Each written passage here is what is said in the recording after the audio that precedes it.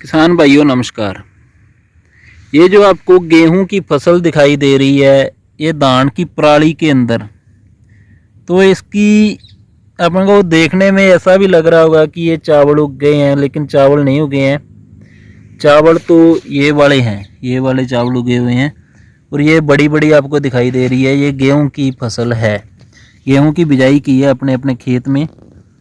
तो इसमें क्योंकि मैं क्या करता हूँ, हर बार ही जो गेहूँ इसकी धान की पराली है तो उसको ना ही तो जलाता हूँ और ना ही मैं उसकी गांठें बनवाता हूँ, बाहर निकलवाता हूँ। तो उसका आए साल तो मैं करता हूँ कि मल्चिंग वाली विधि से गेहूं की बिजाई कर देता हूँ। मल्चिंग विधि आपने सुनी होगी कि सीधा ही धान को काटा और उसका छिट्टा लगा दिया डीएपी का और गेहूं का, और पानी लगा दिया ऊपर से, तो सीधी की सीधी गेहूं उग जाती है। तो इस बार मैंने हैप्पी सीडर से बिजाई की है गेहूं की। ये आपको पूरे के पूरे देखो रो में दिखाई दे रही है। दूर से ये गेहूं लगभग हो गई है, अब 28 तारीख का पानी लगाया हुआ है इसमें। हैप्पी सीडर से बिजाई करके ऊपर से पानी दिया था मैंने, तो 12 दिन की हो गई है। तो 12 दिन की गेहूं की काफ़ी अच्छी ग्रोथ है, नॉर्मल गेहूं से ज़्यादा है। जड़ की भी अच्छी ग्रोथ है इसकी, ये देख लेते हैं, जड़ काफ़ी अच्छी है। तो चैनल पे नए हो तो चैनल को सब्सक्राइब ज़रूर कर लो। और यदि इसकी लंबाई देखें तो लंबाई भी एक गिट्ठ जो लंबाई है वो हो चुकी है इसकी 12 दिन की गेहूं की। तो वीडियो को अंत तक ज़रूर देखना और बात करते हैं भी कैसे बिजाई की है अपने। ये अपनी DBW 327 वैरायटी है और 28 तारीख की बिजाई है इसकी। देखने में तो ये अच्छी नहीं लगती शुरू में, तो अभी तो फिर भी दिखाई देने लगी है। देखो लास्ट तक पूरी की पूरी रो दिखाई दे रही है अपने को, या पूरा खेत को भी देखें तो कैमरे में कम आ रही है, काफ़ी हरा दिखाई दे रहा है खेत। अब तो फिर भी तसल्ली हो रही है। जो नया बंदा देखता है उसको तो अभी भी नहीं होती, पर मेरे को पूरी तसल्ली है कि अभी ये कणक अच्छी उग गई है और अच्छी हो गई है। और इसमें हैप्पी सीडर से बिजाई करते हैं तो क्या होता है कि हैप्पी सीडर से ये जो ऊपर की पराली होती है तो ये वैसे ही पड़ी रहती है, पराली ऊपर पड़ी रहती है। ज़मीन को कोई उसकी ज़मीन को बुआई नहीं होती, ज़मीन के ऊपर से वो मल्चिंग कर देती है, मल्चर चल जाता है और पीछे उसके ड्रिल लगी होती है, जीरो ड्रिल, तो वो बीज ड्रिल कर देती है।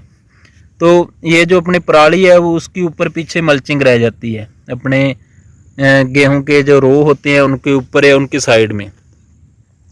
तो हैप्पी सीडर बहुत अच्छी मशीन है, पर ये इसके लिए बहुत बड़ा दिल होना ज़रूरी है ज़मींदार का, और उसके अंदर विल पावर भी होनी चाहिए, या उसका इतना भरोसा, या फिर उसकी इतनी जिद होनी चाहिए कि मैंने आग नहीं लगानी है, या मैंने अपनी ज़मीन की उर्वरक शक्ति बढ़ानी है, जैविक कार्बन है जो उसको बढ़ाना है। तो वो बातें ज़रूरी है, क्योंकि ये जो आग लगाते हैं उसके अपने नुकसान हैं। और जो बाहर निकलवा रहे हैं आजकल, ज़मीन साफ़ करवा रहे हैं लोग वो बेलर से, तो उससे भी ज़्यादा नुकसान है। क्योंकि धीरे धीरे यदि 4-5 साल लगातार आपने बाहर निकलवा दी पराली अपने खेत की, तो उसके रिजल्ट आपके सामने आएंगे। आपके गेहूं की फसल भी नहीं होगी अच्छे से, और धान की फसल भी अगली नहीं होगी। तो मैं तो ऐसा नहीं करता कभी भी।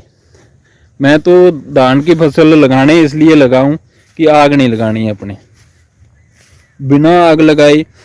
अच्छी 7वां साल हो गया मेरे को, मल्चिंग वाली कणक की बीजता हूँ। ये भी मल्चिंग मान सकते हैं अपने। ये ड्रिल जरूर कर दी, पर ऊपर से ज़मीन की छेड़छानी नहीं हुई है, कोई बुआई नहीं हुई है इसमें, तो ये मल्चिंग ही है ऊपर पड़ी सीधी।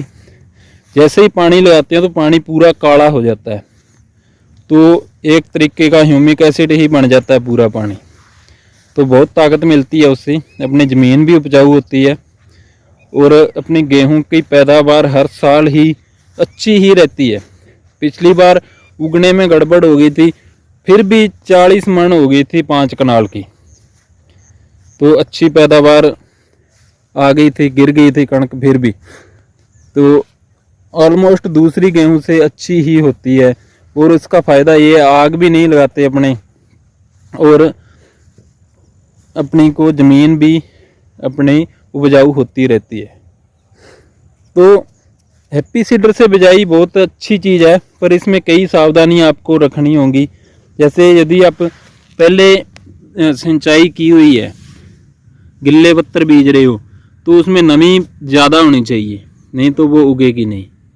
और दूसरी बात, यदि आप सूखे में बिजाई कर रहे हो तो ऊपर से पानी लगाना है, तो उसकी एक तो कोशिश करो जिस दिन बिजाई करो उसी दिन पानी लगा दो।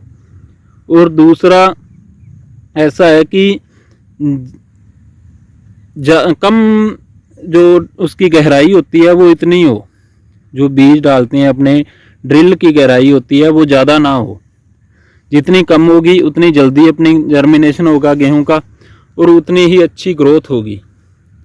तो ज़्यादा गहराई में नहीं करना है, और पानी उसी दिन लगा देना ऊपर से, या दूसरे दिन लगा दो, ज़्यादा दिन नहीं छोड़ना। क्योंकि थोड़ी बहुत नमी ज़मीन में होती है, उतनी नमी जो अपने गेहूं है वो पकड़ जाती है, अपना बीज नमी पकड़ जाता है, उगने के लिए वो पर्याप्त नहीं होती, और गेहूं नमी पकड़ के वो बीज खराब हो जाता है। तो ज़्यादा दिन बाद पानी लगाते हैं तो वो दिक्कत आ जाती है। क्योंकि मेरे भी 1-2 प्लॉट में ऐसी दिक्कत आई है, वहाँ पे नमी ज़्यादा थी, पानी मैंने 2 दिन ठहर के लगाया था, 3 दिन, तो उसमें दोबारा दिक्कत आ गई। फिर भी कोई दिक्कत वाली बात नहीं है इसमें अपने दोबारा पानी लगा सकते हैं।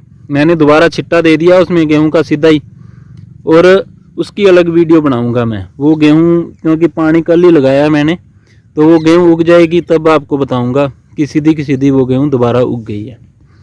तो ठीक है किसान भाइयों, वीडियो पूरी देखने के लिए धन्यवाद, मेहरबानी।